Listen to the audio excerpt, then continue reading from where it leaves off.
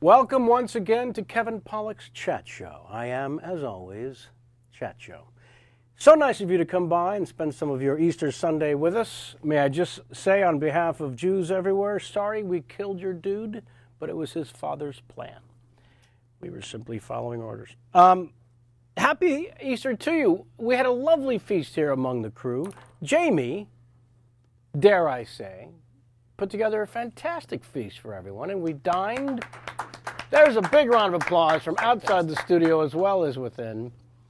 But thank you so much on behalf of the entire cast and crew here, Jamie. That was a spectacular Easter feast. It's so good I already have gas. Do you? Just letting her know. Thank you. Went right through me. It's a very small studio we're in, Sam. That was actually more of a fair warning than anything else. I have a better idea. Yes. Other than a warning. Maybe remove yourself from the room when something is percolating. Based on our guest today, I'm afraid I can't. I see. And can you make sure we have air behind you there so that doesn't become a problem for my guest tonight as well? Speaking of Easter, and boy was I have a little heads up for those of you out there for the Easter tradition. If I may make a few potentially relationship-saving suggestions. And this might be known from now on as the true message. Never, and underline it, never put non-brand name candy in a grown woman's Easter basket. Ever. If you can't find the brand name candy that you came in for, leave the store. Just run from the store. Do not buy the generic chocolate marshmallow egg. Whatever you do, I assure you, it's not the same. And everyone in the chat room agrees with me. And everyone's like, WTF, generic candy? I can't believe he would dare put generic candy. Well, it didn't say generic when I went to the store. Palmer is garbage, and everyone knows that. We're going to get sued by Palmer now. No one's ever heard of them. No one knows where they are, but we're going to get sued by them because you just said they were Corey garbage. out there, he was like, what is this? And I said, I think it's Palmer. And he made a face like... First of all, I didn't go in the store and say, you got the Palmer? Give me the Palmer check. I'm not settling for Whitman's. All right. Little fiasco at the homestead. I have Hershey's right here. Yeah. Ready to go. If it's not from Pennsylvania, people, don't get it. Let me Pretty be clear. much. Thanks to Brian Tyler for that wonderful music that we enjoy every week. Jeremy Shelton for the beautiful design of these spinning TVs. Or Jeremy R. Scott, our very own, who designed our website. Always a thank you to him. And Ustream.com with the help of their front page today portal you'll be watching. And then, of course, I want to say we have a big week coming up. You thought awards season was over. Turns out not so much for those of us in the interweb world. The Streamies are next Sunday night, so we will not be doing a show. And then prior to Sunday, on Wednesday night, the Craft Award Streamies. The Craft, the Streamies have a tech night.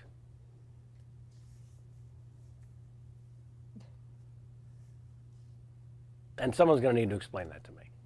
That was not your computer buffering. Tech night, really, for the Streamies? So, but of course, one of the 3 nominations that the show got is at the Tech Night. So we'll be at the kids' table Wednesday night, and then with the grown-ups on Sunday. We're very, very excited that we in our first year we were in all categories possible nominated, and that's pretty great for the crew that works on this show every week.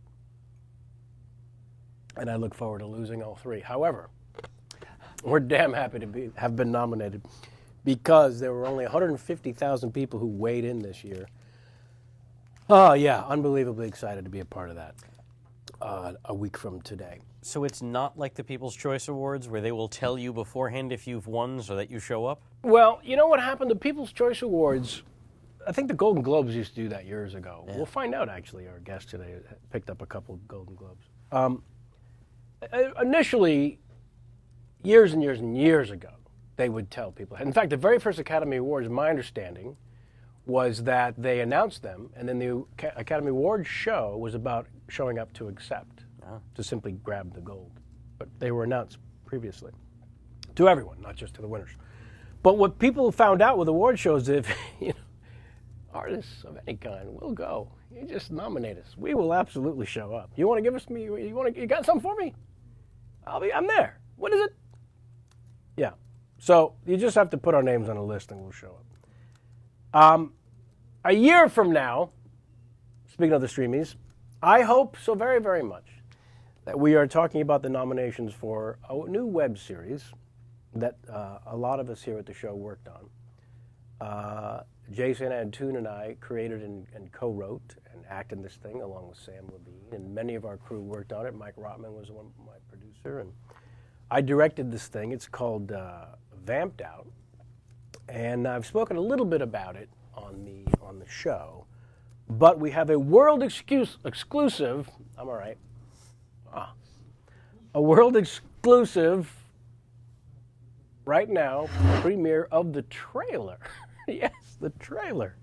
So the next minute or so is the first time it's ever been seen in the world, and it's just for those of you watching live because, as you well know, by the time this thing gets up on iTunes.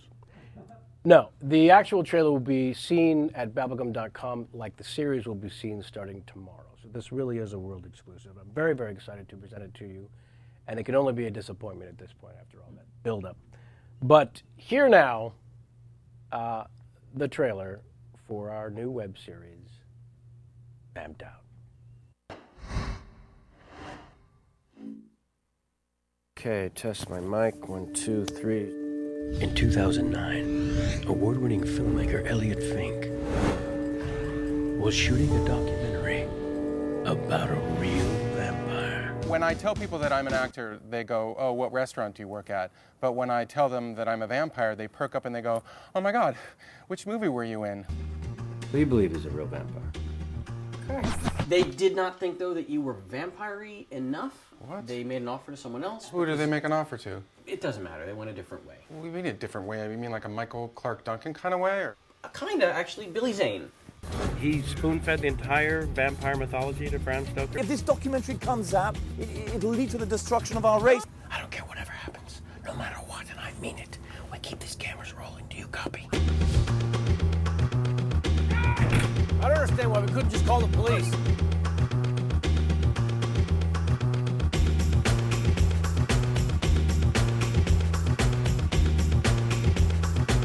Get the hell out of my car. Kenneth, you stay in this car and you can shoot no matter what.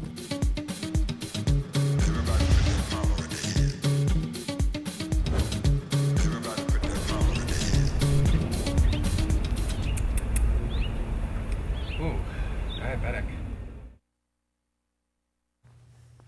Coming to a computer near you, April 12th-ish. The first episode will debut a week from tomorrow. Yeah, April 12th. And then every week, 6 episodes. We're very excited, and we'll tell you more about it. We'll be off next week, as I said, so I wanted to show that. And the fine folks at babblegum.com said, sure, go ahead. So there you go. A little world exclusive. Now, the last piece of business. New feature on the show, Ask Kevin. If you write to, where do they write to, Mike? To offer up these questions? Go to the message board at kevinpollexchatshow.com. This first one, it comes, there's only 2, brought to us, Bruno Santos asks Kevin, at this point of your career, how amazed are you that people still think your last name is Pollock and he's got a C, and the C is underlined? I recently saw your name on a web series. I think it was easy to assemble, and I remember reading Pollock with a C on the cast section and thinking, really? Still? So I just want to hear your take on this. No, you don't. No, you don't. I remember my attorney, when the Grumpy Old Men movie came out, my attorney said, we just got a call that, I don't know how many one-sheets were printed at the time. Hundreds and hundreds and hundreds of one-sheets for the poster for Grumpy Old Men. And they said, your name is spelled with a C on the poster. And we're telling the studio that they have to reprint all of them. And I said, oh, no, don't do that. Don't do that. That's crazy. They said, oh, yeah, we're doing it. So After doing stand-up for almost 30 years and seeing it with a C on marquees around the planet, it's something I spend most of my life now saying, it's no big deal, it's no big deal. I drove way past how it bothered me, and I'm now on to letting people off the hook. But thank you for asking. Speaking of easy to assemble, I guess I was kind of nominated for a Streamy in that too, as I am in the Best Ensemble, where they got a lot of nominations for that show, and congrats to Ileana Douglas on her effort with that. She's so good. Oh, she's so good. Okay, last question. Viking Bro. Do your impersonations change when the subject passes away? Does the death give you more creative freedom, or does it solidify all that you can do with the character? Or, these are 4 questions already. Or is this on a person-by-person basis? Usually what happens is there's a mourning period, as there should be. And I take them out of the act and out of my daily usage and conversations and pay my respects. How long it lasts really depends on the public psyche, to be honest with you. Years and years ago, there was an unbelievably and instantly popular comedy album called The First Family that Von Meter did, and Jack Kennedy, of course, was assassinated shortly thereafter, after this album. And I remember, as historically devastating as the loss of our president was, it was devastating in a different way to that particular gentleman. So, yeah, there's a strange thing. Even when someone's not doing well, it's that public psyche, because what I'm doing with the impersonations is I'm stealing the audience's love for that person. So I always have to keep that in mind. So here's the thing. As long as Christopher Walken is merely crazy and not unhealthy, I'm fine. Whereas in the case of Dudley Moore, yes, I stopped. You mentioned here, in other words, are there things you can say as Johnny Carson or as Dudley Moore's Arthur that you wouldn't say while they were still alive? I think now we find around the house anyways, everything's funny when said by Carson. Usually rap lyrics. What was the last thing you asked me to say as Carson that was absurd and ridiculous? Not a good time to ask you the question with the candy. Sorry. Candy mouth. But everything's funny as Carson or Dudley Moore now because enough time has passed, you see. Comedy, what was it? Tragedy plus time equals comedy? I believe that is. No, I think you're thinking about when we were all in Vegas and you kept doing Sammy Davis singing "This Is How We Do It." Oh, yes. Well, there's that. There's that. This is how we do it. Yes. But it was just the night before where I was doing some rap lyric as Carson, and it was. I think I've answered the question. My guest today, the last several weeks I've been doing this huge presentation sort of intro, bordering on unnecessary. And I started to write one for today, and I said, ladies and gentlemen, please welcome one of my all-time heroes, Henry Winkler. What a nice thing. Hello, sir. Thank you. I don't know if you remember the first time we met, but it was some comedy function, and my 3 seconds with a Uber star was me being able to say, we have the same birthday. And you said, October 30th? And I said, yes. And you said, I thought I liked you. And I'll never forget it. Yeah, what a great day, October 30th. It truly is. Yeah. Yeah, it's a very special, special birthday. Growing up, was there any sort of Halloween connection for you? My parents were about as tall as this cup. All right. Very short German human beings. Right. And so my cake was always chocolate, black, and orange. We had a black-orange cake. Because of the Halloween thing? Sure. Yeah. Sure. And pins the tail and the donkey. You did that. Yeah. Sure. Yeah. Me too. Halloween's still my favorite holiday. And very, very unimaginative gifts. Really? Mostly books. And being dyslexic and not being able to read, I hated them. You hated them as gifts. I hated because the they gifts. represented trouble. Sure. Yeah. Yeah. And then, I finally learned how to read in my 40s. It was good. We're going to talk about that. Okay. Don't think we're not. Okay. In fact, we can jump ahead just to... No, start where you start. No. Where you going? Just to... there is a recurring theme in your dossier involving dyslexia. Yes. So, because a lot of us had a very small form of it, I wanted to just, why not start with my utter lack of knowledge about, I mean, the little knowledge I have about it is that there It's are wiring. varying degrees. It's varying degrees. And it is, it's hereditary. Right. Learning challenges. 1 out of 5 children have some sort of learning challenge. Right. I finally defined dyslexia for myself. You spend a third of your time trying to figure out why you can't figure out school.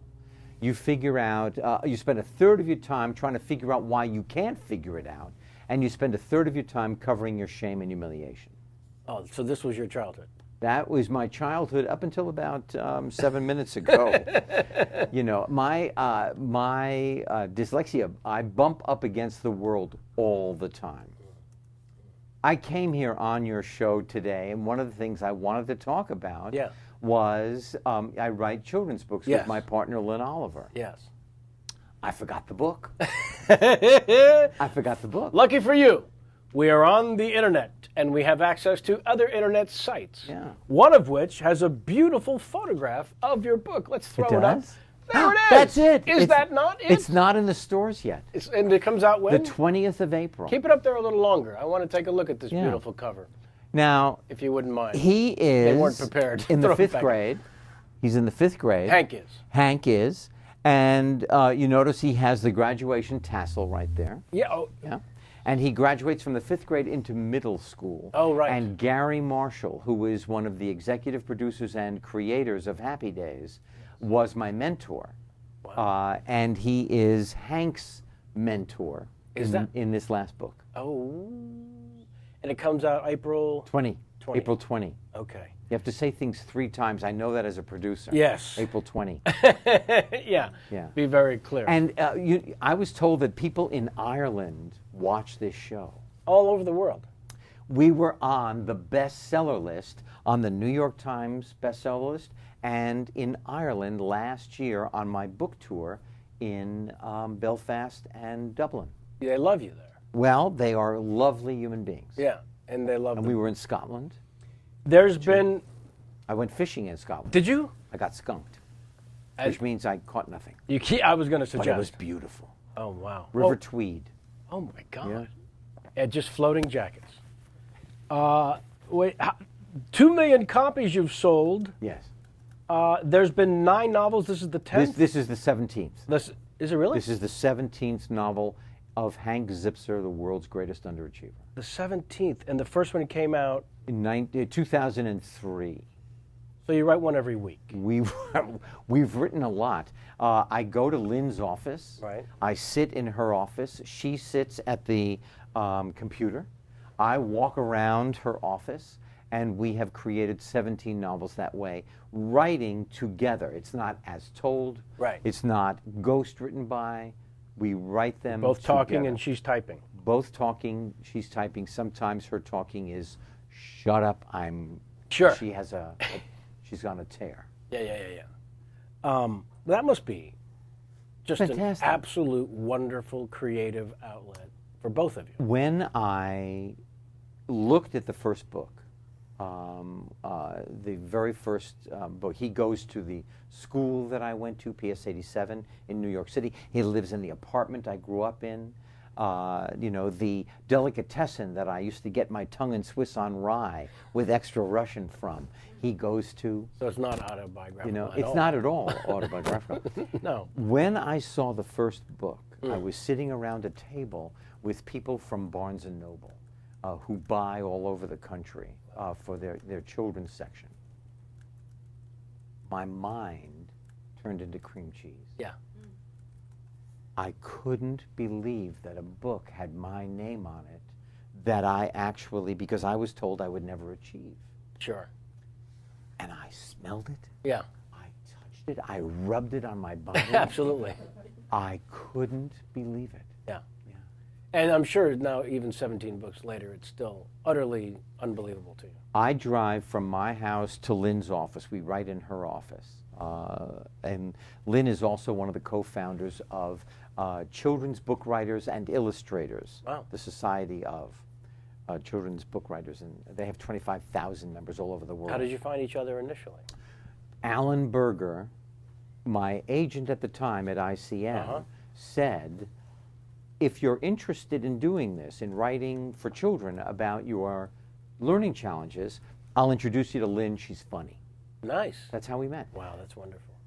When I drive, it takes me 20 minutes. And during those 20 minutes, I think to myself, I don't know what to write today. I don't know what to do. And when I leave her office, there are 8 pages in my hand that never existed before. Not one day that we have written together am I not overwhelmed by that fact. That you have nothing to say that day. That I have nothing to say. And that you have something in And your that I hand. have 9 pages, 8 pages. This in is my why, hand. for me, I think writing became nirvana after doing stand-up for many years. Right. And, Well, and- you wrote except verbally. Yeah, but you're right, to sit down and stare at a blank screen, Right. which I never did as a comedian, Right. and create characters and storylines and MacGuffins and plot points. Right. All these MacGuffin is a great word. Oh, it is. It is. Yeah.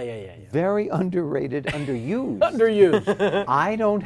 I think it's right up there with Merkin. I'm not going to lie to you. Well, Merkin is a much more common term. Yeah. But MacGuffin. Yeah. You can't wear a MacGuffin. No, you can't. No, you can try, wear a and I Merkin. have.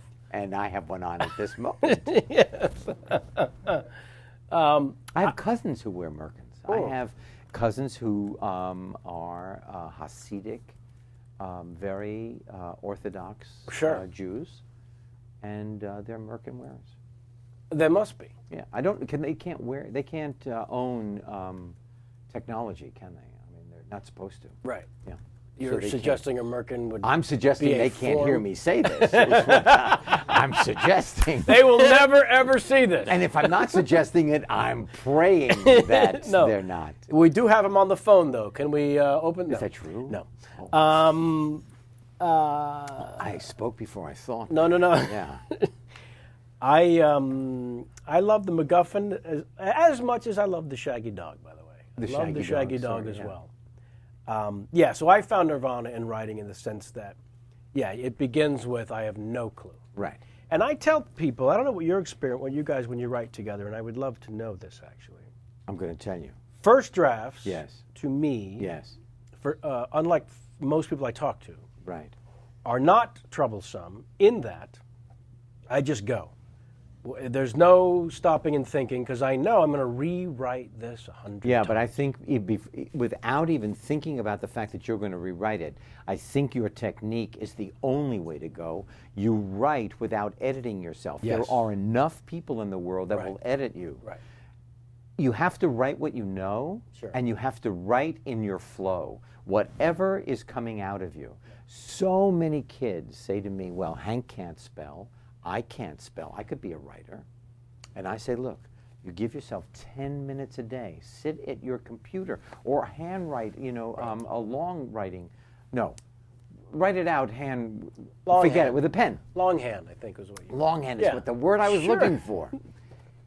And if you do, You're still chewing with the candy? or you would have come up with it. Well, I had it. It was in my head. Can I ask you a question? You are eating not generic candy, but brand name. Hershey's, made in Hershey. Pennsylvania. Well, wouldn't it be nice if Hershey maybe gave us a little bit of cash for talking about their great, delicious products? Actually, just more candy would be fine, apparently. Or just candy. We don't need cash. In 2011, Kit Kat? I'm going to Hershey, Pennsylvania to speak. Are you really? Yeah. What will you speak about other than the fine candy? I talk about this. I talk Oh, I about see. my dyslexia. I talk about my children. Right. I talk about the fact that if I can achieve, pretty much anybody can do it. Right. It's in your mind.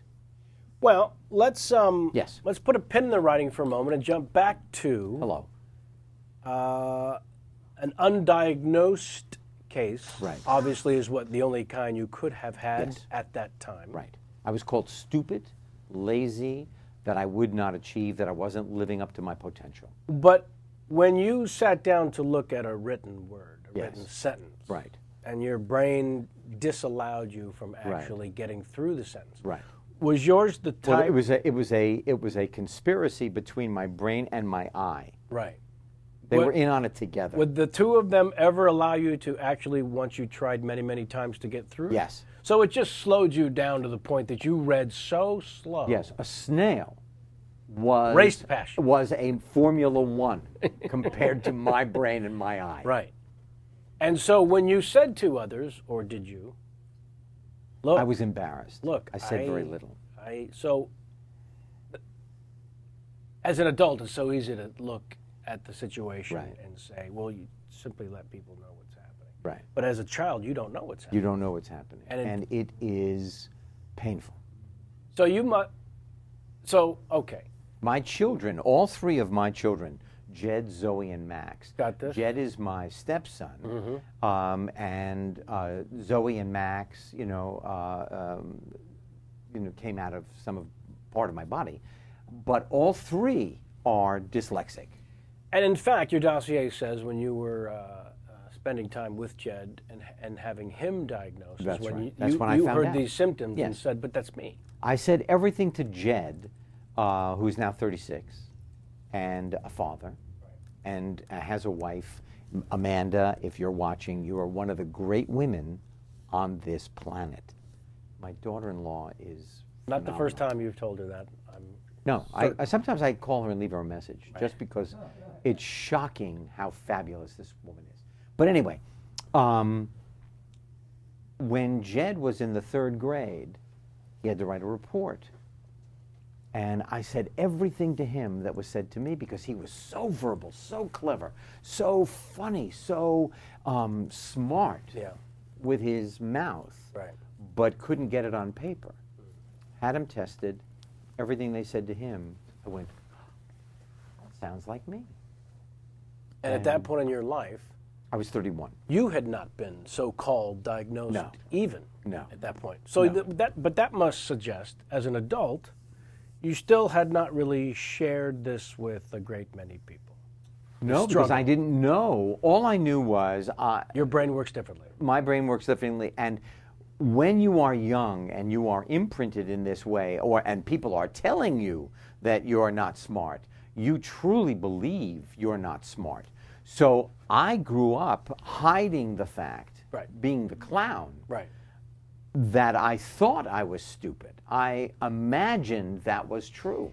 Yes, because, if I may, sir, Go. you didn't just graduate from Emerson College In for Boston. someone who had one of the few schools in Massachusetts. Yeah, that's right. But you then went on to Yale University, I myself am shocked. where you got a master's Yes. of fine arts degree. Right. Without being able to read at a so-called normal That's pace. right. And then that can't just be from charm and brilliance on your feet. No, it comes from will. There was a great expression, I believe, that when I found it, it was first said in 1946, and it's, if you will it, it is not it's not a dream. If you will it, it is not a dream. And the fact of the matter is, what I have learned in my life, that the actual cornerstone of living, that one of the precepts of living is, if you want something and you have it in your mind, you can literally make it happen. If you don't let go. If you don't let go. If you don't let go. You do have to finish the effort. You have to finish the effort. Yeah. And you have to put the effort in. You have to prepare yourself the best you can, and you have to just put one foot in front of the other, and I'm telling you, it works. Every child that I meet on this planet, I say that to. Right. So, the early will that you had, Yes. one of them was to be an actor. Yes. And what age? For me, it's like 6, 7 years old. I'm Same. going to the movies. Same. And I Because want we have the same birthday. I want to, yes. Maybe at October 30th, it starts at 7. Yeah. I'm not kidding. April 4th, it starts around 15. It does. You're absolutely right. People Yeah. born April 4th come to it later. My sister-in-law, Catherine, if you're watching, I believe celebrating her birthday today. Today? 15? April 4th, 15. Wow. You were She's 15 years old? No, when No. she if she were my sister-in-law and she were 15, I would Really? have a long discussion with my brother. Yeah, well, he could have been Jerry Lee Lewis. He could have. Yeah. Yeah. You never know. It's so true.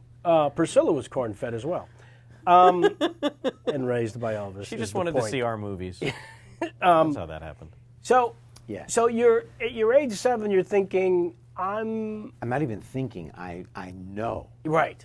I It's an know. epiphany. It's just- an epiphany. Yeah. I have to do this. I don't know how to get there. And did you keep that secret inside as well? No, Did you that share- I said to anybody who would listen. Right. And from anywhere. I was just in my class. I had Miss Adolph. Hank Zipser's teacher is Miss Adolph, whose bun is gray, whose breath is gray, whose soul is gray, Right. her fingernails are gray, her knees are gray. And this woman made my life miserable. But I couldn't contain myself. Right. I could not just sit quietly. Well, I imagine without being able to get through text quickly, you became bored. No, I became scared that she would call on me. Okay. And then I had to deflect my inability to read out loud off the page. So when you were called upon, it just became a performance as opposed to a Yes. reading. Yeah. And it was horrifying. So how are you able to put this dream and desire to be an actor into some sort of practice? And when is the beginning of that? Really? School plays? No, because I missed a lot of the plays because you had to have a certain grade average in order to do the play. And I never got it. I mean, I lived in Deville, you know? Yeah. So I was never able. I did a few plays in high school. I did a few plays in college. And it really was when I got to graduate school that Well, yes. my first year in graduate school, we were doing the Bacchae by Euripides, I believe. And I was chewing gum. Sure. And the king, the actor who played the king, I was one of the crowd, saw me chewing gum and almost had me thrown out of the rehearsal for real. And he was just a classmate. And no, he was one of the professional members of the repertory at Yale. Oh, I see. You know, they hired professionals and then the students filled in. I should have made that clear. You will, for the unschooled, as it were.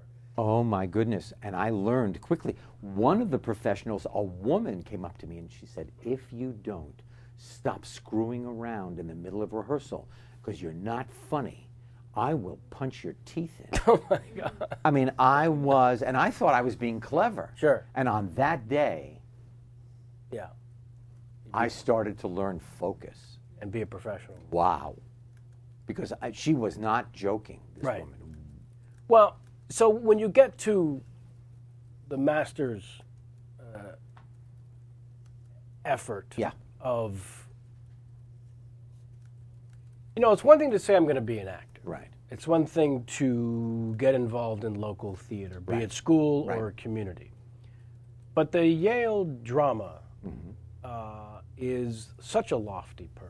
25 actors started with me, 11 finished, and 3 were asked into the professional company, into the repertory company. And I was one of those 3, James Naughton and Jill Eikenberry. Is that right? Mm-hmm. The 3 of you of that year. So, from screwing around and chewing gum, Yes, and how many years 3. are you in the program? 3. You get a master's after 3 years. Right, and then you stay there after you. I stayed with the repertory company for a year and a half. I got a phone call from Cliff Robertson, who was... Who hasn't? What are you saying? And he said, would you like to be in my movie? And I said, well, I'm in the repertory company and there are no understudies. I don't think I can just leave. But I love that you asked me. And I stayed Right. and then went to New York and did commercials. I got really good at doing commercials. And then everybody that I went to Yale with, I tell this story when I speak, they would say, you can't do commercials. It goes against our aesthetic grain. Oh my God. And their next question to me was, how do you get them? Because I never had to be anything but I could do a play for free at night, and I made money for my rent being for H&R Block taxes and Schick razors and American Airlines, you know. Yeah. Thank God. Yeah. And I'm so knocking on wood because the table is below us. it's actually wood. Yeah. In can't see the table. two shot, we can see, there it is. Look Hey, at the yes, shine on that damn thing. Yeah. Charlie Rose, you cannot have your table back. So, at what point are you doing In order to theater? be Charlie Rose, you would have to ask a question for about an hour and a half and not allow your guest to answer. And none of this smiling and laughing either. No. Yeah, it's really... And we're a tie. It's Am I and wrong? lose the hat. The ridiculous. hat would have to go away. I think the hat is great. I just got the hat at the Land of Disney. I think it looks great. Thank you. Thank you very much. We had a lovely time. Jamie's family was in town. We went to the Disneyland. We had Children? That's what we Were there yeah, children it was involved? A 12-year-old birthday, yes. The first thing I did, I got to Hollywood, two things. I went to Disneyland. It was 11. I was 11 years old when Disneyland opened. Sure. I was 27 when I finally got there. I had my picture taken with Mickey. Oh, you absolutely did without too. doing anything else in my life. Yeah. Wow, was I happy to be there. And the second thing, I had Shamu kiss me at SeaWorld. Not so I much stood, now with the no, killer whale. Well, that's one. Yes. But the other ones I think By are the way, sweet. if we can, Hello. when Roy, I think it was, God bless him. Yes. From the Mouseketeers? had a Big li- Roy. No. Oh, Skinny Roy. Siegfried and Roy. Siegfried. Oh, Roy Roy. Horn. Wait a minute. Oh, which Roy are we talking We're about? talking about Roy Yorn. Horn. The one who was bitten by the lion, Oh. tiger, Yeah. or bear. Yeah. Horn? No. Horn. Yorn. Roy Horn, Siegfried Fischbacher. Yeah. This is why pronunciation's Sam is terrible. here, by the way, because who would know these No, but things? thank God for Sam. Yeah, oh, Please. every night I do. Yeah. And he says, spell that for me? I said 2 M's. Roy, who was taken off stage by one of his tigers. Yes. And then the trainer of the killer whale Yes. was taken for a ride that he wasn't planning on. She. So, and people are outraged Yes. when these things happen. Yes. Rather than being outraged when the third one happens, why don't we try to look ahead and try to figure out what it's going to be? Well, probably you can only take an animal out of its habitat and cage it and expect it to, be like a trained something. It's not like they're thinking, you know what, these people feed me, I like them, I'm going to call her. Fantastic. Yes, I got a text today from my trainer. They're not actually thinking that, No. they are, The killer instinct never leaves. yes, One of them actually had killer in its name. right. Killer whale. It's just killer right whale. there in the title. But can I just say my favorite animal, besides my dogs, I have a Labradoodle. We have a Labradoodle because I have a Sure. lovely family. We have a Labradoodle, Charlotte, and a baby lab we found on 2nd Street in the here in Santa Monica in a parking structure. My wife found him. He was 4 months old. my He was God. the cutest little guy. Grew into a Great Dane. Just like unbelievable. A real Great Dane. A real Great You Dane. have a giant horse of a dog. We do. We now use it for a dining room table. But aside from that animal, my favorite animal on the planet is a porpoise, Oh, yeah. is a dolphin. Very, very smart. Yeah, yeah. But I don't want to own one. Right. Are you afraid of the raping? No.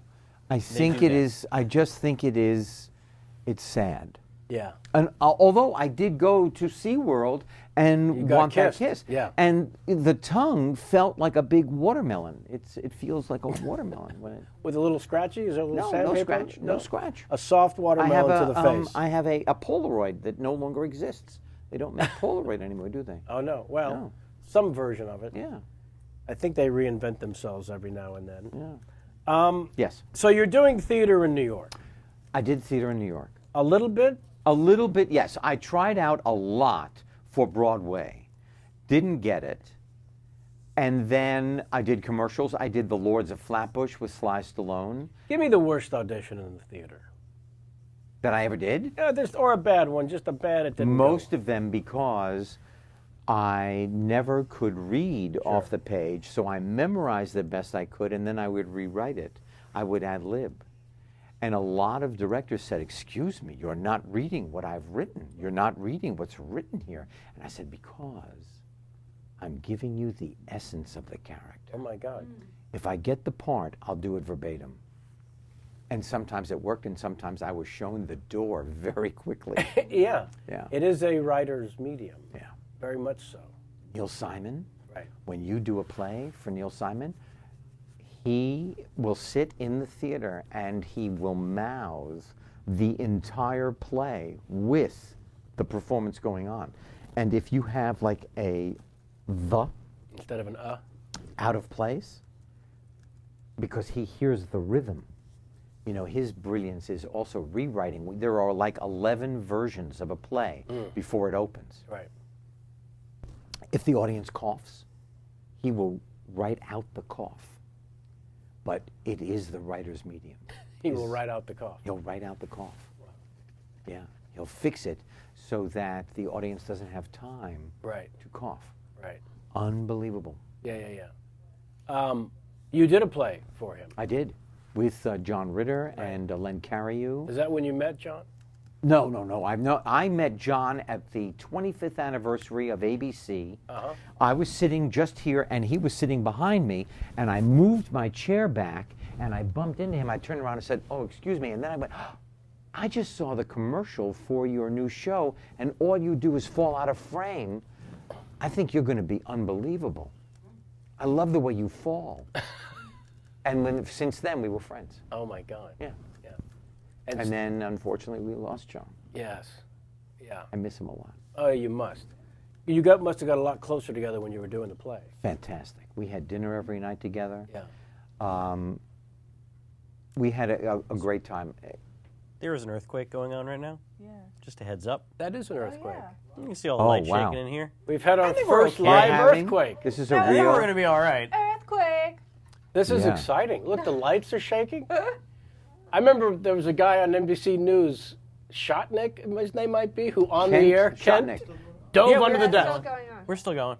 This is a long one. It's not very deep or sharp, but it's still rolling. It's still going. It's still rolling. Wow, we're on the Knocking air stuff in the over. middle of an earthquake. No, you know I what? think I want Kenny- to tell you We're gonna be something. fine. It would be, if it gets worse, Yeah. you'll watch me pee in my pants.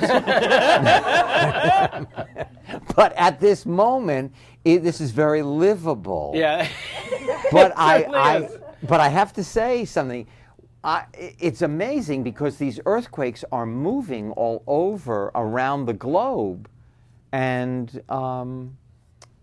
Has it stopped? It has stopped. Because That's the just lights are residual still shaking. They're going to shake for They're a going while. to shake for a few more minutes because they're on chains. Yeah. well, let me ask you a question: is it affecting my lighting? You've never looked better. Our greatest concern, it's like doing a show on a cruise ship, though. I'm not going to lie to you. It's a little disconcerting. Wow, that was That was a very long It earthquake. reminds me of Noah's Ark in Kennywood for all you Kennywood fans out there. Oh, Okay. that must be Now, a... let me just say, my wife is at home a few miles from here, and she'll want to know why I'm not calling. Do you want to take a But moment? we're in the middle of a show. Take a moment. We can No, take it's a okay. break. We can absolutely take a break. Do you want to give her a little No, call? no. Why don't I'll just call her on the air? But Oh, you know what? Let me look up some questions. Call her on the Go air. ahead. We have live questions We do? coming in from the audience. So But do we know what country? Sure. Could you, when you ask me a question or Mr. Pollock a question with a K, could you say what country you're writing from? Yes, please. I still feel a little bit like we're shaking. We're not, it's just the lamp is throwing you off. I The think fact it's that because the lights are are still shaking. were messing with my head. Just ignore that and you'll realize we're not moving anymore. Okay, now let me ask another question. Yes. Is France watching us? I was They're allowed to. knighted by the government of France. Were you really? I was. When was this? A few years ago, They don't I just took my love family. Jerry Lewis? No. Mine is green and white. I'm a legionnaire. I'm a commander of arts and letters. Oh, my I mean, there's a name, but being dyslexic, I'll be I damned won't if I ask can you. say it. You know, it's knighted sounds good, but Yeah, of course it does, that doesn't can't it? possibly be what happened. I'm just calling my wife because we were in an earthquake No, if you just joined us. I think it's important. Hi, sweetie. We did. We're on the air talking about it, and I said, I have to call you to see how you're doing. This is why they're together 33 We don't know years. that. You have to watch TV for. 33 years in May. But, yeah, in 33 years in May. Okay, just say hi to everybody. Okay. I have to call you back, sweetie. Let her know We're it was doing in Baja, Mexico, 6.9. Baja, Mexico. 6.9. A 6.9 in Mexico, sweetie. Oh, yeah? And we Nice. felt it from Baja. That's a biggie. Yeah. It was rolling. All right, That is a I love big you. I'll 6'9". see you. It was a long- That is going to move some furniture clear across the 6.9. room. If 6.9 happened in Haiti or India, where these recent ones had, where the houses are made out of Oh, yeah. less than brick and mortar, 6.9 Well, is do you leveling. think that a cartel was affected in any way? Well, Do you you can only think- hope. There's Do a you lot think le- maybe one of their caches of There's a lot less- weapons yes. were completely buried or something? Yeah, they have those underground tunnels. Not now. Not anymore? Right. Okay. One can only pray. There's a question from the message board. Yes. From the Twitter universe. Okay, I've never Twittered. You will tweet. Okay. You will tweet before this day is over. All right, is it a question to me or It to is you? to you. Okay. At audience member 1. That's Okay. their handle. Okay. At At audience. Audience member 1. Hello, at audience member 1. How did Henry become a regular on the Late Late Show with Craig Ferguson? I was asked. Tell us. And unfortunately, I had the same writer, and then he had friends that wrote with him, David, and he was so funny and wrote me great bits, and I thought great chemistry with Mr. Ferguson. David was fired, Oy. and ever since he was fired, I've never been asked back. How So could you ask at audience number 1? Could you ask Mr. Ferguson that question? Better than me. How many times were you on at the hand of I David's writing? I think I must have been there maybe 10 times, maybe more. But I was always the expert. Henry Winkler is the expert on holiday gifts, on Halloween, on the vice president of the United States. they- Who was at that time that bald guy Sure. with a bad heart? They let this writer go. They let him be vice president. But anyway, Yes. yes, they let the writer go, and I've never been asked again. Well, I I mean, think. that's the truth. I mean, I'm just telling you. Yeah. No. And David was funny. Well, he must He's have a been. funny, funny guy. Have you spoken to David? Maybe we need to put you in did. contact with David. I have. I've spoken to Oh, him. good. Okay. I just don't drop people, within the first month. Then I taper off. Okay. Okay. Yeah, I can relate to that.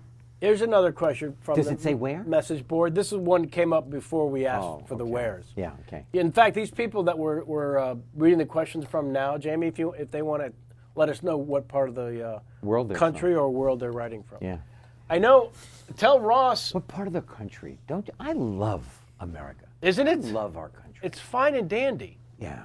And I really like that our president is thinking about more than just 9 of his friends to take care of within the borders of our country. I like that our president went on a little tour around the world apologizing for the last 8 years. Yeah. I like that, actually. Yeah. People were pissing and moaning they were. about it, and I said, we needed to do that. Yeah, They hated us. absolutely. You go around and say, how are you? I'm so Absolutely. sorry. Can I ask a question? Please. When we vote, and I'll put this out to anybody on the All board. right. When we vote for like a senator, All righty. or a Senator S, a Miss or a Mr. Senator, do we vote for them to take care of the country, or do we vote for them to take care of their party? What do you think? Just you off the mean top of your head. senator? A congressperson, a senator person. I think they have When we vote them in for the purpose of representing their State. constituents. Yes. And state. only their state. Yes. Each senator represents a block of constituents. I got you. And then together, All the senators meet. so they really don't have a responsibility to take care of our country. That's the president's job. That's the president's job. Yeah. Okay. Or in the case of know the what? previous 8 years, it was the vice president's job. Yeah, right. All right. That's good to know. Yeah. Okay. Thanks for clearing We that have up. served a purpose beyond No, what no, I thought we were capable of. that was terrific. No, you know what? I know. Like, what is Miss Bach thinking about? You know, or Bachman. Yeah, That's her name, Bachman. sure. In terms of like sanity, and in terms of anything, what is she thinking? Not like you or me. No, is she thinking that she wants to make herself well known on the national stage? Does Yes. she believe what she says? Here's one thing that's possible. What? She saw the crazy white hunter from Alaska captivate the country. I speak of Ms. Palin. Yeah. In such a degree where, And she thought she could join the and she bandwagon. thought, well, if that can happen, Right, I can do it too. But did she know that? Is it true that Miss Palin, who everybody is against, you know, with the health care, and they all get really great health care, better than our health care from the government themselves, these senator people and Congress people? Does she know, or is it true that, does anybody know for real that Senator Palin, or no, ex-Governor Palin, actually went to Canada for her health care? is it known that she did that? Yeah, I think so. I mean, I heard that. I just don't know if it's... Mike, can you verify that in the other room, please? Wouldn't that be... Isn't that a great fact? Yes. This is Yeah. almost turned into an episode of Classic Krusty with all the politics talk. No. We're moving off politics. Some things get me nuts. You know, I do my best to put on my blinders when it comes to the world stage, unless something gets me passionate. Right. And when it gets me passionate and feeling outraged, that's when I start to understand why people make politics a part of their daily life. Okay, I am passionate about certain people in Washington who seem not to care about the general population. That's got to be the majority. Because here's something that I stumbled across about in our business. Right. It took me quite a while to realize that my agents were more ambitious than I was. Right. And within their ambitions, I am a cog in the wheel of their ambitions. All right. And so their job every day is going to be to take care of the highest earners. Right. And bring in and discover and sign some new talent. That are going to be big Yeah. earners. Yeah. And the working actors Right. in their wheel. Right. Or left behind. Well, the phone's going to ring for them. Right. I don't have to. So their ambition as a working entity in our business Right. was self-serving. When the guise of it was to serve us, technically our employees.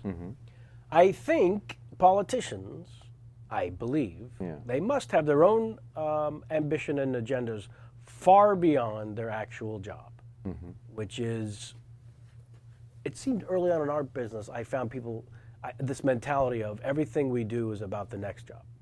So whatever you're doing, remember, it's basically a calling card for the next job. I understand that completely. And I think politicians think the same You know way. what? I am naive enough to think that those men and women were actually thinking How can I make this a better country? about taking care of the population within our borders.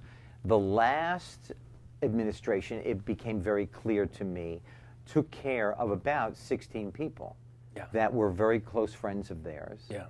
And that was basically it. Yeah. You know? And so I guess I am very, very naive. Well, I don't know that you see the Cheneys of the what will become written history coming. I think you only see them afterwards. Afterwards. Yeah, or certainly after it's too late. But I do really, I'm still trusting that our president, you know, and the other thing is, they expect the president to take over the job and be great. Day one. From day one. Yeah. How about, I would like to say, is Mr. Biner, if we elected this man, or Mr. Cantor, Shonda, but if we elected them, would they be like instantly great at the job? Yeah, no. Not only that, the short path, certainly in the case of Barack, from whence he came to being elected president, and then day one. It's that great moment in The Candidate, the Robert Redford film, when he's on. It's all about the campaign, and then the last scene of the movie is him sitting on the bed of a Holiday Inn after the campaign and saying, "Now what?" Yeah, right. But I don't. How are you, brilliant day one? But President Obama, it seemed to me, is able to wrap his brain around, that, Nice to have a he smart has guy there. 10 or 11 meetings with the people who know about what he doesn't before he makes a decision. I think it's great. I just wanted to say, what else do you have on that? No, I think this is spectacular. Yeah. I really do. I mean, listen. Every day we all wake up and things affect us in our lives Right. outside of the microcosm Right. of our work. Right. And you don't get an opportunity too often, other than at a dinner party or sitting with your loved one, to discuss any of it. So I have zero problem with this being an open forum in that regard. and I Okay, thank my you for sharing. Labradoodle is smart. Your Labradoodle She is. is under investigation. Just so you know. You know what? She might be a gunnif, but I have to say that she is a smart dog, but I can't have this conversation with her. No, you can't.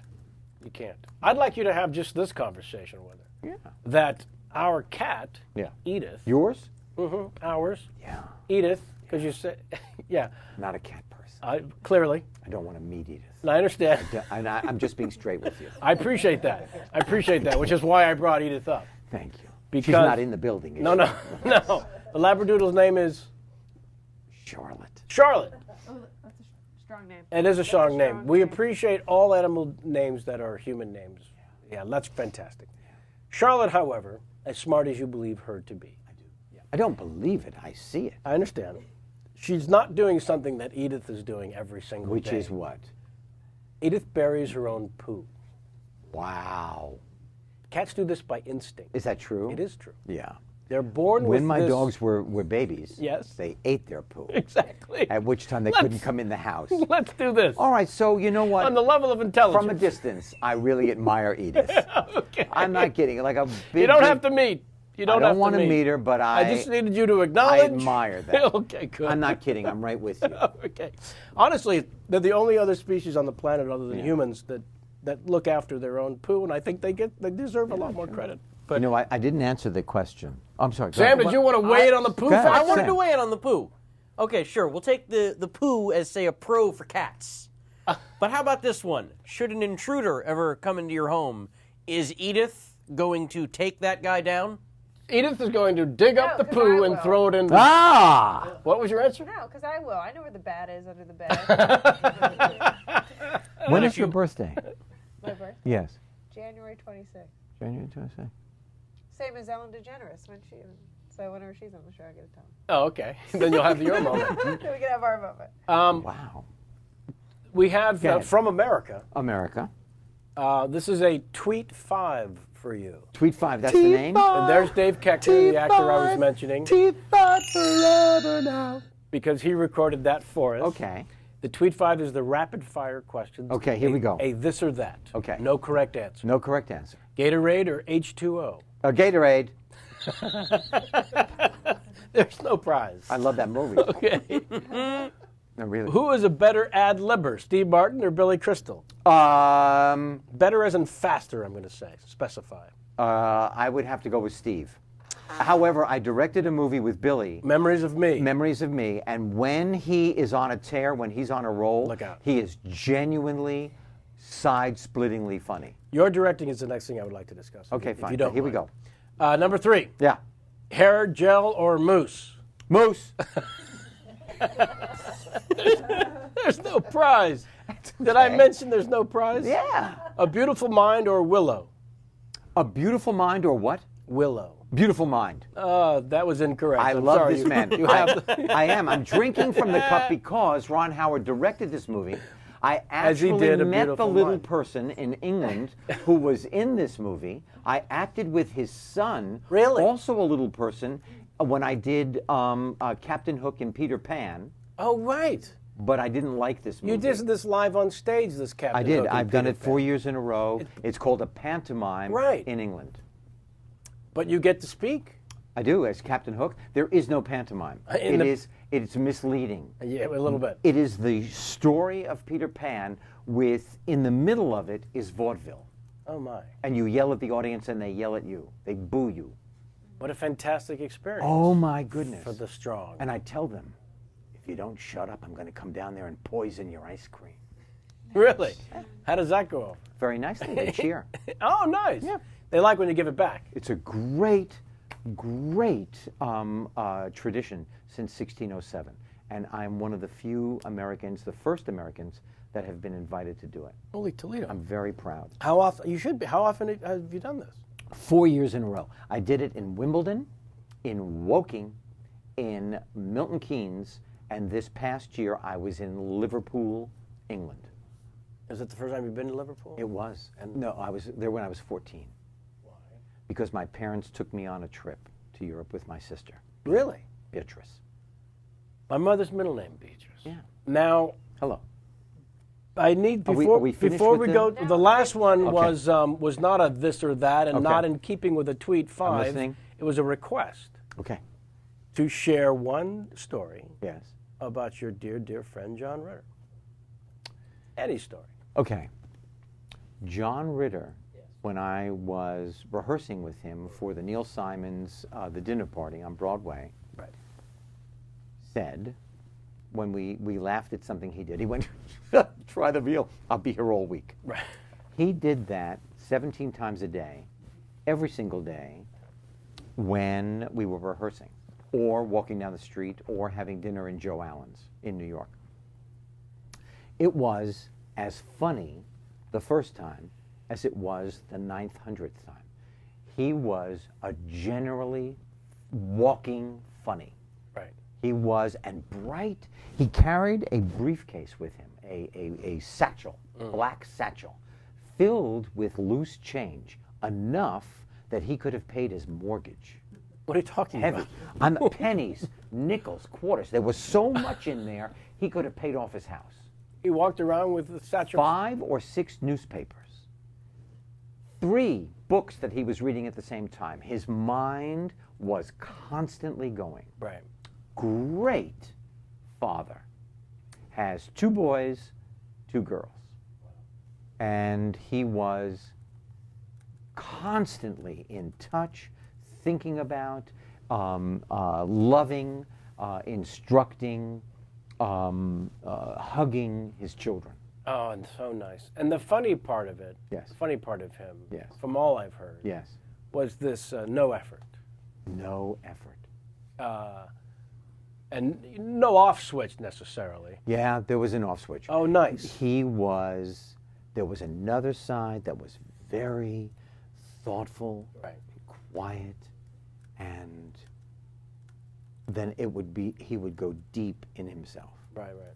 you know, in the middle of dinner. And then you would just finish your cheeseburger and wait for him Right, to right, take right. the elevator back. The few times he was able to do, or allowed, I should say, allowed to do dramatic acting, he was absolutely breathtaking. Also effortless. I was in a film with him where I played a psycho who he had to kill because I was so invasive in his life. Effortless. Yeah. No matter what John Ritter did, he was good at it, and it just came from him like a river. Ron Howard, we've both worked with. Brilliant. Myself in this little film, Yes. Willow here you mentioned. Are you on the cup? I'm on the cup. Can you point yourself out? Point yourself out. I don't think we can afford a close-up camera. All right, but can't. just show. Here, it's me and Rick Overton. Where is it? Where are we? There we are. Me and Rick Overton are the 2 brownies who yell, "This way! No, this way!" to Warwick Davis, the one you've met and worked with his son. The little guy's right there. You're on. I'm on the cup. You're on the cup. I'm saying it happened. Ron Howard Yes. directed this film. Yes. And the first time I saw you in a Ron Howard film, I believe, was Night Shift. Night Shift. And, you know, for comedians seeing this movie, there were 2 things happening. There was a wonderful performance, sort of the heart of the film, which was your character. I played Richie. Yeah. That's That was the name of the character? No, You're playing Rich. He said you can choose between the characters. I saw the Billy Blaze as the Fonz. Right. And the other one is Richie. Right. Oh, I see. And I thought, I played the Fonz. I'm going to play Richie. Right. Well, it was, first of all, I don't think a lot of people will be able to appreciate exactly what you did in doing that, and how that's not as easy of a decision to make, and how the easiest thing in the world to do is what you're succeeding at. Mm-hmm. So I wanted to bring attention to that. Thank you. Because very for much. those of us who watched it, it wasn't you just doing a different turn. Mm-hmm. It was you being the heart, your character, the heart of the film, because what Keaton is doing is a career-making performance that I know Ron told me several times during the first couple of weeks of shooting. The studio was calling Ron, I'm sure you know this, saying, we're going to fire him. No kidding. Michael I Keaton. did not know that. Yeah, he's out of his mind. None of this is going to work. A lot I don't of know the what movie auditions he's in. were in my house with the other actors. And Mickey Rourke came in. So many of the young actors came in. Right. And I auditioned with. Michael came in, and within 30 seconds, Ron knew that 30 was seconds. it. Boom. Boom. Yeah. Yeah. It is a pure example of lightning in a bottle in terms of what he did and what he found. And but what happened was, And how secure Ron is in allowing him to just be who he is. not just allowing, but fighting for it. I made a home movie of Night Shift, and that time it was still film, 8mm film. So I'm shooting Ron through the camera, and Ron is giving me direction. And this is the way Ron would give me give direction. Even at this young man, now Ron was really nervous making this his big first film. Oh boy, yes. He said to me, will people listen? Will the crew pay attention? I'm such a young person. They're used to working, and I said, trust me, Right. trust me. And I'm taking a movie of Ron, and Ron came up to me and he said, that was good. If you did it like this, I'd probably print it. That's how he talked. And now I would imagine you had the same experience. No, I did not. I had experience of a wonderful filmmaker who had clearly found his voice, and continues to be one of the nicest people you'll ever meet. It's true, genuinely. Genuinely, and very, very passionate. I don't know if you've seen Tom Hanks's impression of Ron directing. He's done it now a couple of times on Letterman, and it's pretty funny and very, very accurate, in the sense that it's full of life and passion, and in my case, Rick Overton and I, being these little tiny characters, these little brownies, we were on the giant blue screen facility, George Lucas's, and because we were on a blue screen, everything was going to be dubbed ADR. So Ron was actually yelling at us during the take. Oh. And this was one of the first movies I did. Oh. In fact, it was only the second movie I did. The first real movie was Willow. And so I was thinking, this can't be normal. But they're yelling at you while you're talking. Yeah. This can't be normal. Now, he wasn't yelling aggressively. No, I understand. He was telling you It was all what he passionate. wanted. Yes. There's a rock there. There's a big rock, because it was Land of the Giants type of thing, and it Right. would, all the superimposed. Right. So one day, Ron couldn't come into work. It was a family thing, I think, and so George Lucas was going to direct that day. So it went from, okay, you got it. There's a big rock thing. Okay, that was great. Let's do it again. And then so we do several of those for Ron. And then George came in and said, okay. I think that was it, right? We got that? Well, yeah. Okay. And I really thought, this can't be what it's going to be like on every movie. Wow. They're already Mount Rushmore people to me. Right. So I wanted That's to, a great story. Well, I wanted to share because I know you've known and Not only been that, so but close to Ron for so very, the very difference in Yes. difference in personality. long. Yes. That was Wow. it was pretty wonderful. Yeah. But I found Ron, and there was something about an education to be had for anyone who has hopes and dreams of someday being a director. Right. And so I wanted to know what you took from Ron and from other, even though he was so new at it, and other directors you'd worked with, leading up to your directorial debut. What I took from Ron was a grace and a respect. When I met him, I was 28, 27, and he was 18. And I didn't like a joke, and I was frustrated by not being able to get the joke and doing Happy Days with him. And I started to hit the script. And he took me, he put his arm around me, and he walked me to the back of Soundstage 19. And he said, How old is he? 18. Jesus. And he said, you know, let's not hit the script because I think they're trying as hard as they can. And so we probably shouldn't do that. And I turned to him and I said, Ron, I will never hit my script again. He has always been an old soul. Yeah. He is like my younger brother, but he is an old soul.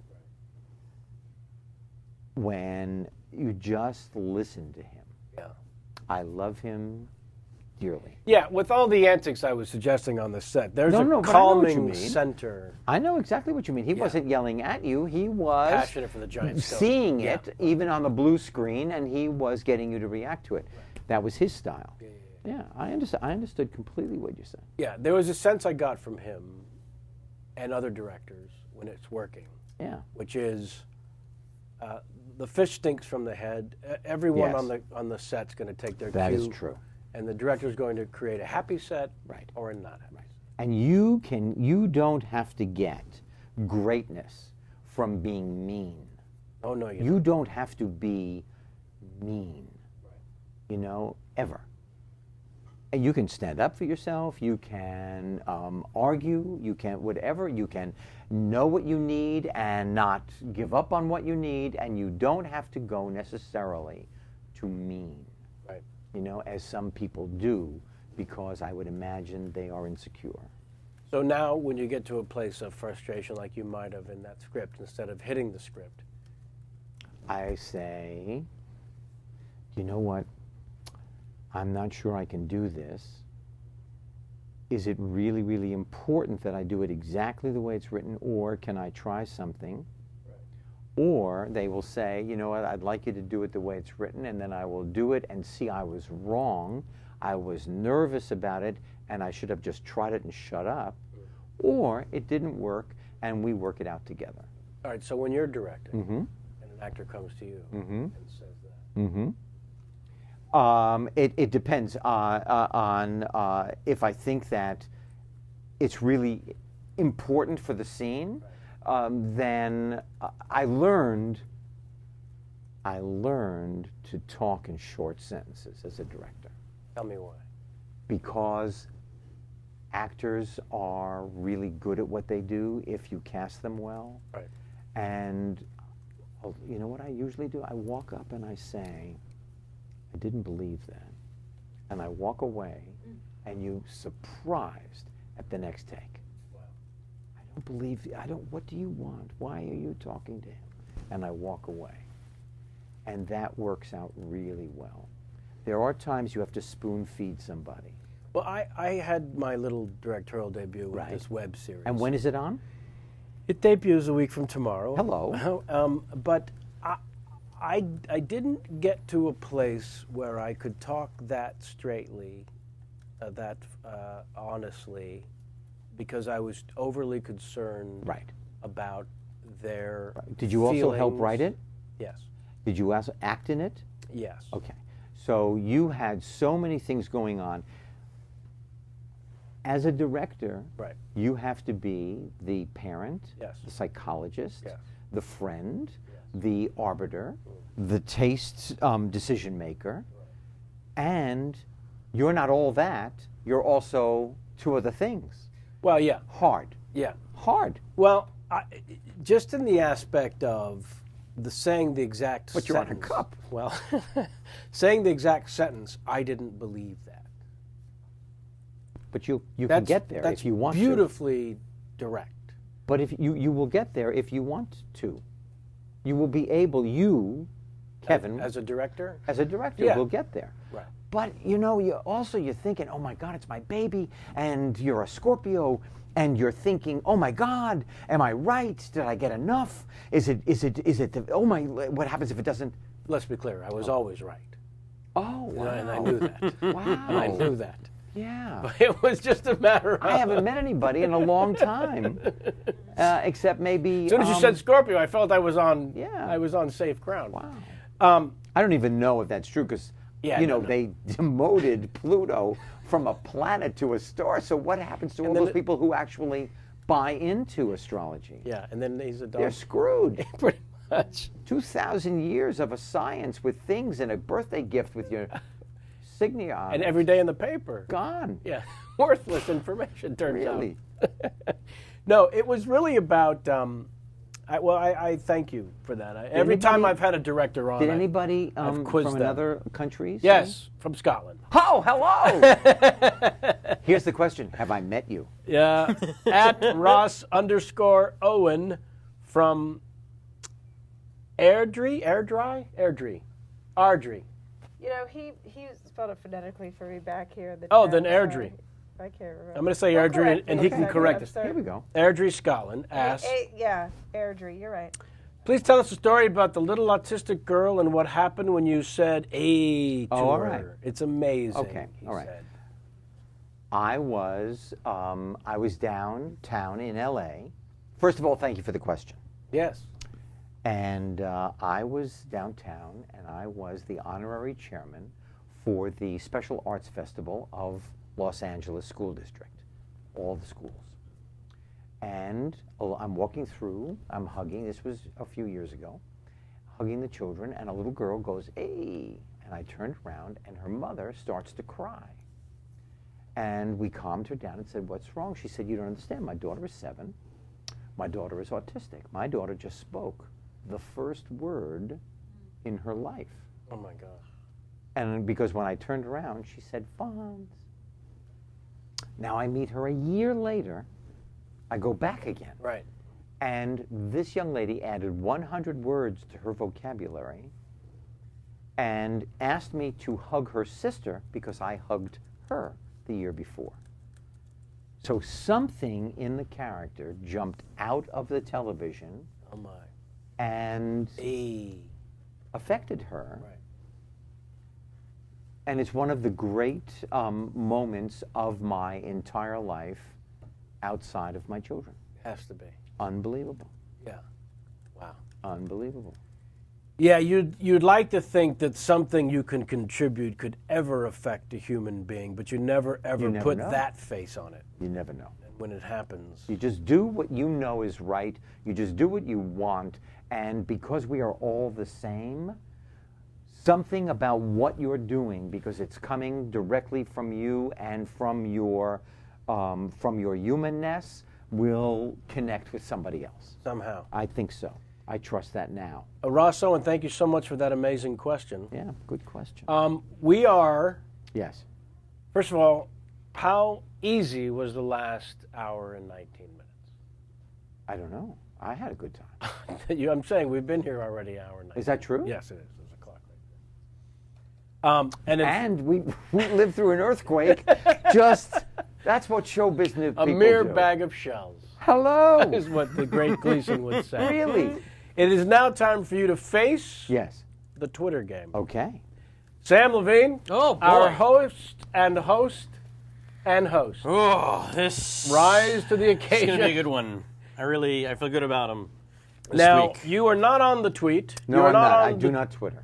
But the game itself has been slightly explained and now fully explained. Okay, go ahead. Okay, so here we go. Yeah. Tyra, Paris, or Demi. Okay, I There's have to 3 figure gals. out who has said this. That's right. I'm going to read a tweet. Okay. And I've then never you- met Tyra. I have met Paris. Okay. And I have met the beautiful Demi. Okay.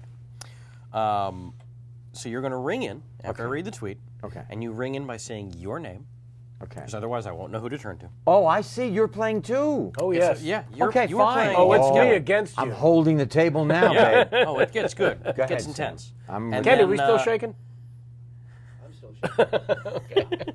That's just because I'm explaining the Twitter game. But you which did very says- well. It's the power of You never left your chair. So after you ring in, you have 3 seconds Okay. to give your answer, Tyra, Okay. Paris, or Demi. All right. For every correct answer you give, you're going to get yourself 5 points. Okay. For every again, I incorrect win nothing, answer, right? Oh What no, do that's I not care? true. For every incorrect answer, you're going to lose 3 points, and you will be playing for this slightly crisp $20 bill, which I stole from Jason Calacanis' office. He just leaves them sitting around. My partner, who has the Mahalo.com. Okay. This came out of his wallet. Okay. We're playing for Is it. he here today?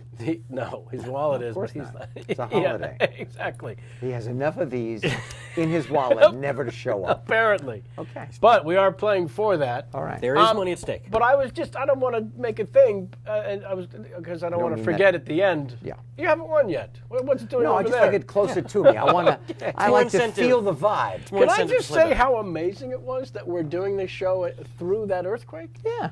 It's actually hitting me now. Not the Yeah. quake, but You how. know, there's a scene in a movie that I think is called L.A. Story that you may or may not be in. I am. I believe you're in the scene when they're at lunch and there is an earthquake. Tell Sam it was just a scene. This actually happened. Yes, I did it in a movie, and now I've done it in real life. Life imitating art. Here we go. There it Yes. is. Tweet number 1. Yes. My mama and I just met Morgan Freeman. Total groupie moment. We are in Shawshank heaven. I'm sure he meant to say Henry. Henry. Yes, Henry. I believe that was Paris.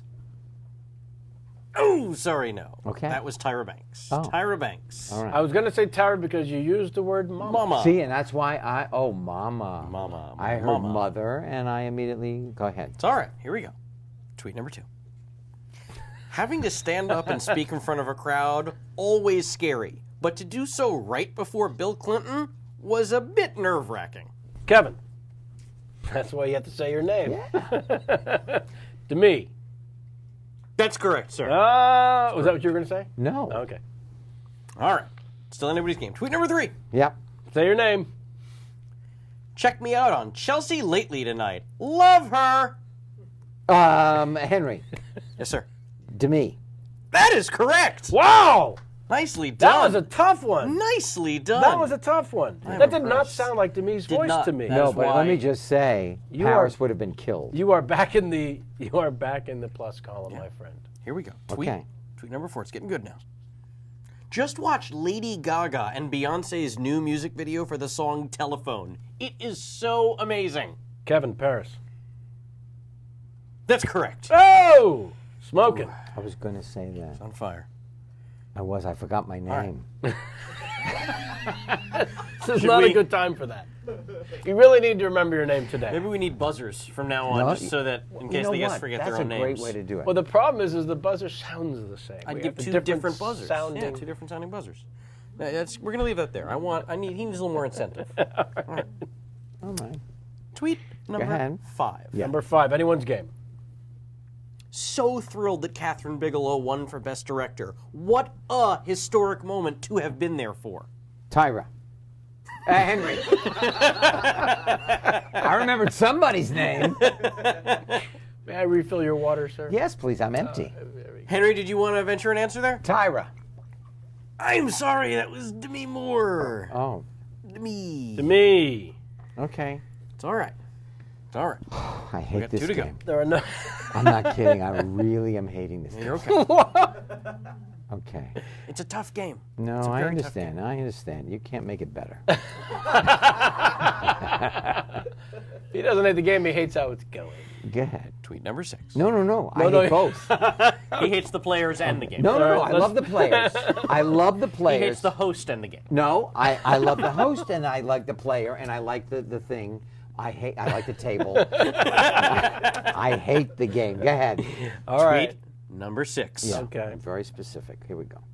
Going to the market to get some food to BBQ. Henry. Paris. That is correct! Yes, he loves the game again. Not that much.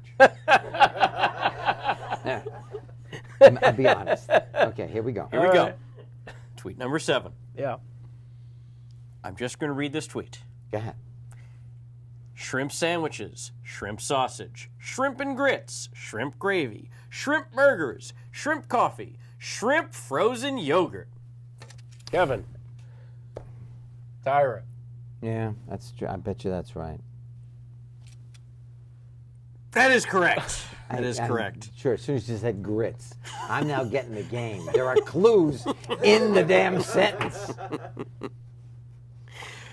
Tweet number 8, the 8th and final. He's got 1,000,000 points. What does it even matter? Why do we continue playing? Give him the 20. No, you're going to be fine. Finish strong. This last tweet happens to be worth 20 points, so All right, here we there go. you go. Did you not tell him that ahead of time? I forgot to mention that the 8th tweet is always worth 20 the 8th one points. is worth 20 Yeah. 20 points. Here we go. All right. On my way to the shelter now to adopt a pet or maybe pets. It breaks my heart to think of them being put to sleep because Henry. no one wants them. Paris. That is correct! Yeah! We have ourselves a winner right here. That is true. I would never. Congratulations, Now, do sir. I really take the 20? Yes. I'll sign it. I'm going to. Oh, you know what? Do that for me. Do me, because when I spend it, I'll feel bad. No, you have to put it in your pocket, in your wallet I will. now. There you go. Thank you. Here you go. Thank you. Now it's worth $21. Congratulations. Thank you, Sammy. My pleasure. You know, I you love after this the show. game. Well done, sir. Well played. Thank you, Well Sam. played. Really. How fun is that game? I really had a great time. Okay. Oh, my goodness. Yes? We have another tweet 5 for you. This is just a rapid fire. This comes Okay. from one of our T5, longtime original T5, followers. T5 forever now. This comes from @Martha_S. Okay. More fun. Oh, this is cute. Jumping the shark on Happy Days or Arrested Development? I'm the only actor in the world who's jumped the shark twice. Yes. Both of them, I love them both. One was precedent, one was an homage. Hello. Acting or directing? Tough. Acting. Ooh. Three's Company or 8 Simple Rules? 8 Simple Rules. Favorite Fonzie Sesame Street sketch? On or off? Oh, that's that the next one? On or off or same as yours? Same as yours, right. On or off or same as yours? The Fonzie Sesame on Street Sesame sketch, Street, yeah. I did W in Brushing Your Teeth. W, because it's my name. Nice. Thank you. More powerful, giving back through all your work with charity or sharing your story and writing? Wow. Wow. Too hard. I would have to. You know what? powerful. I would go with the writing, because children don't spit. Children have written me. They say, "How do you know me so well?" wow. Lynn and I have empowered a lot of children through the comedy of Hank. Right. Yeah. 17. 17. Can you throw up the visual, please, one more time of the book that comes out April 20? April 20. And green is my April favorite color. 20. Even my There it is. Even my wallet World's greatest underachiever. is green. Ooh, See? nice. Yeah, and look at him. And he has a dog, Cheerio, who's a dachshund. In book 15, he finds out his dog is ADD also. And how does that show itself in a dog? He can't teach the dog a trick. I see. I mean, like a trick. Not even one. Dog can't concentrate. Right. Yeah. That's pretty sweet. Yeah. And reaching the amount of people that you do. You and your wife, 33 years married in May. Stacy. In 1990, co-founded Children's Action Network. We were one of 6 families. Okay. Gary Goldberg and right. his wife, Diana Meehan, who started the Archer School here in L.A. Right. The Scheinbergs, who were part of the running regime of Universal. The Mark Johnson and his wife. Sure. Very good producers. Yeah, I know, Mark. Bob Daly. Sure. Nancy Daly Reardon, who has recently just passed away. And I believe, I hope that's it. I hope those are the, we sat in a back room with a woman named Jennifer Perry, who to this day runs the organization. Wow. They feed 8,000 children a year here in LA and mentor children here in LA. And in the beginning, we immunized 300,000 children for free. Oh my. Under the age of 3. Oh my. Starting a grassroots Right. organization to make sure that children were healthy. Yeah, you've been involved in several organizations. Maybe Steven Spielberg. Might have been one of the original 6. Yeah, or maybe he was the director of the commercials. He directed the first public announcements. Right. Yeah. You chose acting over directing in the Tweet 5. Yes.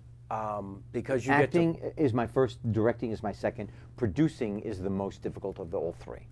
I wanted to talk briefly about, because you produced what ended up being a classic television show in MacGyver. Right, with a man named John Rich. It was the Winkler Rich Right. company. Right. I remember you were one of the, as a young upstart myself, following the careers of a small handful of people that I admired. You were one of the first television stars to not have a vanity deal, but actually started a production company that was making television shows for real. Right, it would have made me crazy to just have. But how did you, honestly, how did you I'll tell you exactly. decide? I had my lawyer at the time, my lawyer now is Skip Brittenham. I'll say. Okay, from Brittenham, Zifrin, Branca, and Fisher, and Other Jews. other people. And Skip was the one who said, I'm going to get a production company for you. And I said, but I can't produce. Because at that time, I still didn't know that I was dyslexic, and I literally thought that that was like something other people did and I couldn't. Right. He said, I trust you. I believe in you.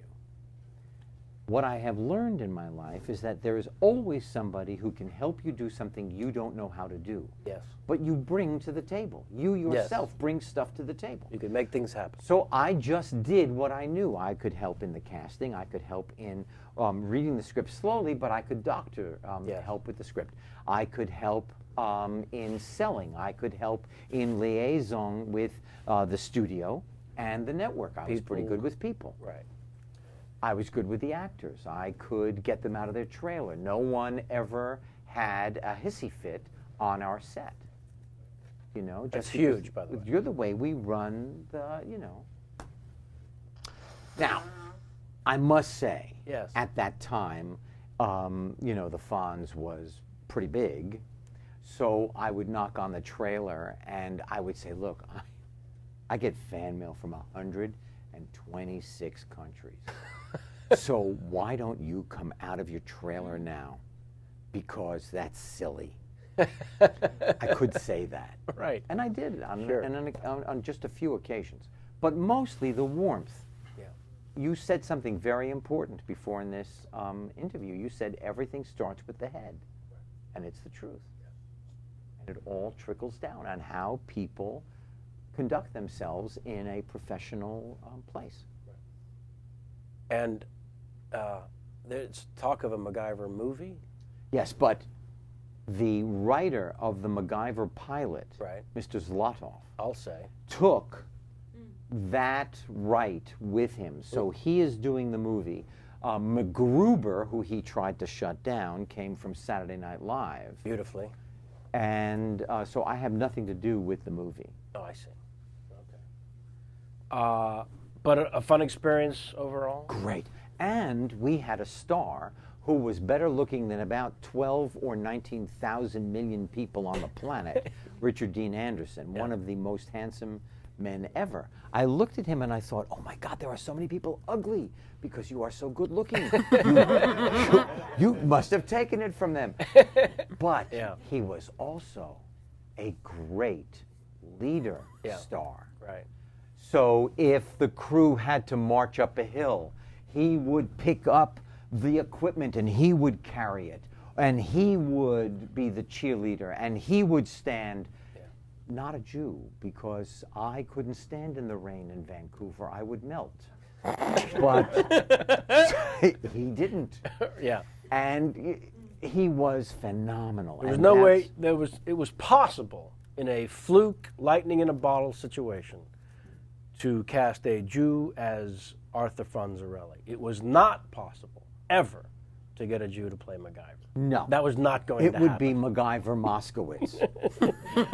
MacGyverman. MacGyverman. Hello.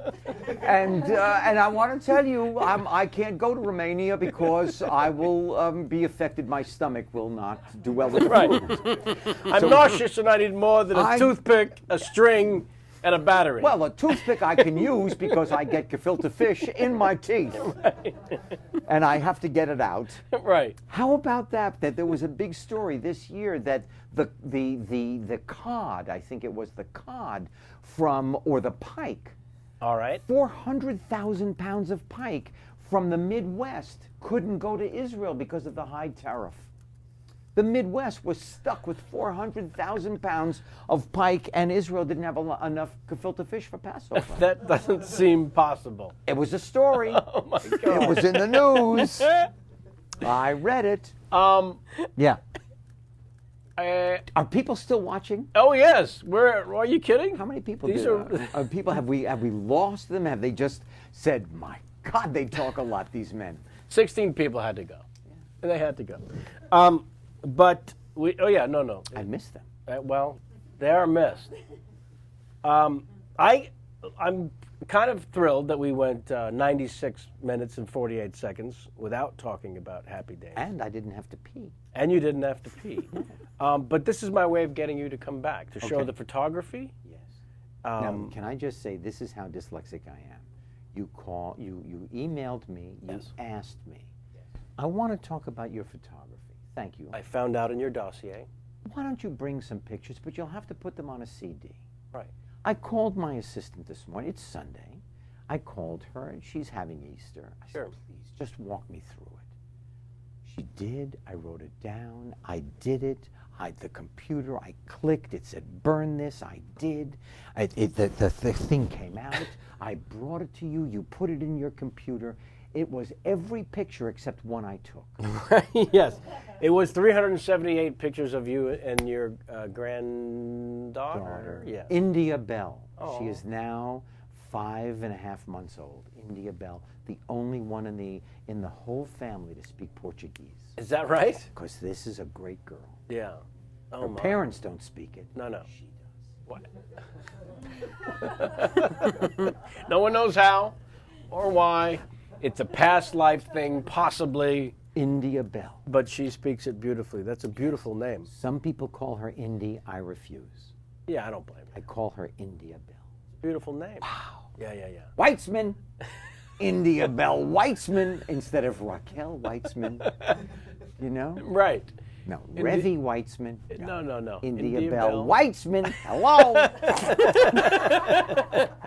It would be nice if her name were pronounced that way every time.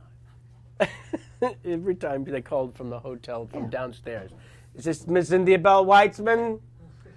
Well, you know what? Max, my youngest son. Yes. Zoe is a teacher. Right. Zoe, oof, beautiful, just got married in June. Max is a director, just directed his first movie. Really? With Uma Thurman. Oh, my God. He is color correcting it now in New York. I heard in my mind somebody, when he was just a belly, a beautiful golden belly on my wife, I heard somebody say, "Get me Max Winkler on the phone." His name is Max. You heard someone say that? I heard it in my mind. "Get me Max Winkler on the phone." It sounded right. And now he celebrates And it. now he's Max. And Max Daniel. he directed a movie with Uma Thurman. Yeah. I'm so unbelievably envious. That's incredible casting. Do you know much more about this movie with Uma I Thurman? saw, well, you know what he did? He ripped out his boyhood bedroom in our house. Also. We were empty nesters. Right. And he put in an editing bay. The editor came in from New York, and they edited the movie in his bedroom. In your house. In our house. So we went from empty nesters to a frat house overnight. Yeah. That was damn nice. Because of you. all of his friends came over Right. and ate us out of house and home Sure. while they watched the scenes. Yeah. And Saying, Max, very good. However, can you move that line? how ridiculously proud is that? Is this There are no words. right? There are no words. Did he come to you at some point and said, "I'm thinking about"? When he was 10. When he was 10, and said, Told me, and the way he is in life, I did not doubt him. I made not one phone call for this kid. He did this because he's Max. Did you discuss that with him though, in terms of it might not help you if I'm the one that opens the door? No. My parents did not want me to be an actor. I had to bite my tongue. My wife bit her tongue. We wanted him, of course, to be a doctor, a lawyer, something where he could earn a living. But I would never do to him what was done to me. And we just said, wow, isn't that great? That's what I would want for you, to be the director of movies. Only 5 work in the whole world. But please, please, try. Right. And he never came to you and said, "Dad, can you make a call?" Never. That's astounding. Never. That's a tough conversation to have. Never. Wow. And never needed to, because he is a... So my gifted. children are rude but incredibly wonderful people. You know? Well, you have yourself to thank for both. Yeah. It's usually don't let that door hit you on the way out, Dad. I would walk down the hallway of my own house, and I would be thinking, oh my gosh, I'm going to turn into his room, and I'm going to look and see, hi guys, what do you do? And as I went hi, I heard the door just slam right in my face. All of a sudden, I was facing a white wooden door. Not so good. Not so good. We have other gifts Should for I you. win? Other gifts other than the 20. This is the new live stand-up CD of mine. Oh, This is the... is it out? It's out on I'm iTunes gonna put and it on. various places. This is the Chat Show T-shirt.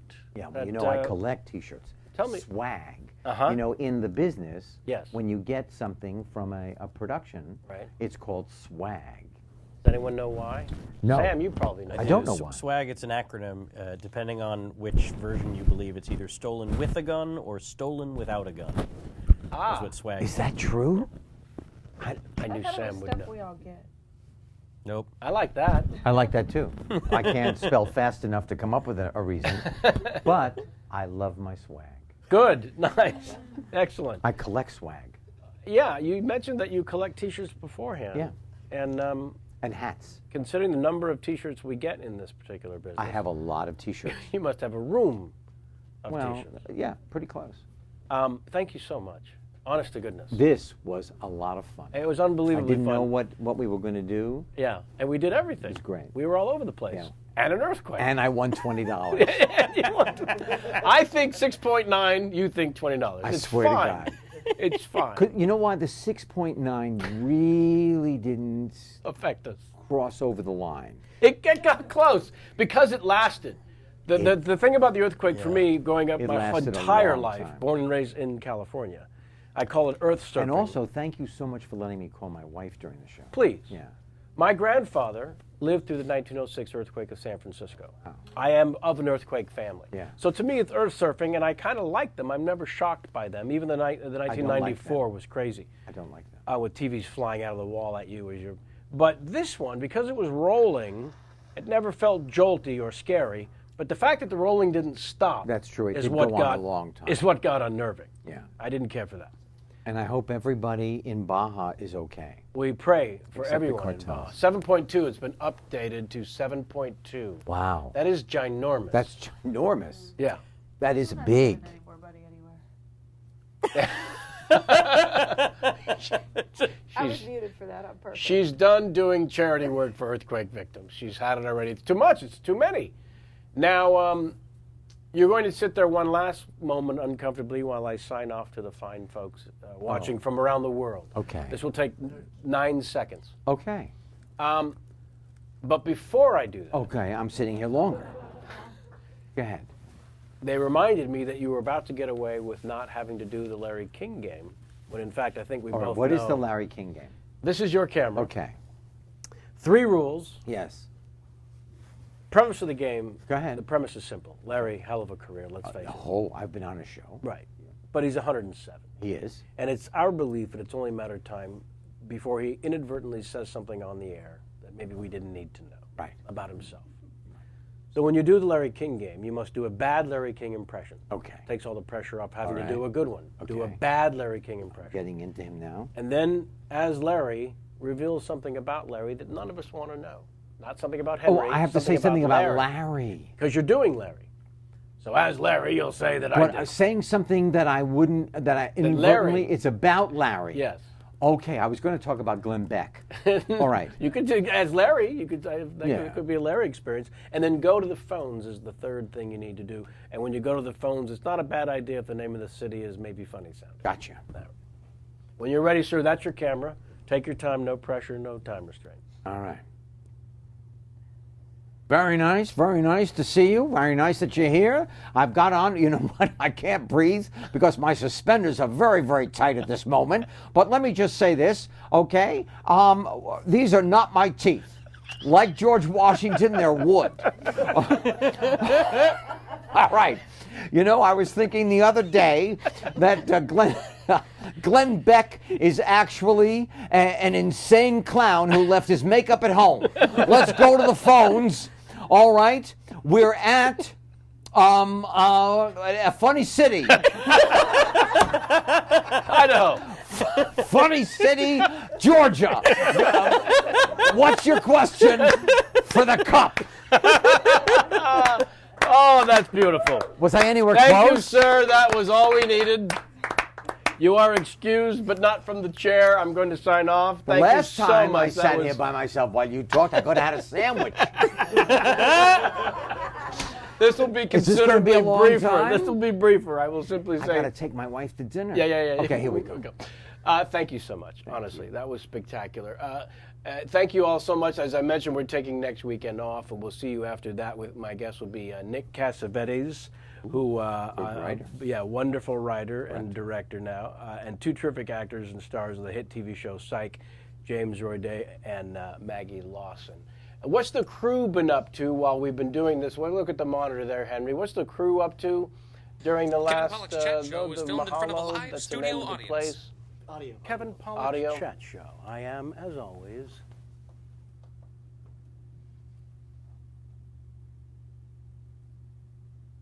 Chat Show. So nice of you to come. Oh, I see what they did. They did a little Happy Days tribute. That was good. It was good. That was good. I'm glad that guy wasn't born when I was doing it. He might have Because he would have gotten the job. Well, that's too big of a compliment. We can't allow that. But That anyway, kid was born like 7 years ago. thank you so much for that great effort, crew. And thank you all very much. We'll see you in a couple of weeks. Until then, as always, get out of my face.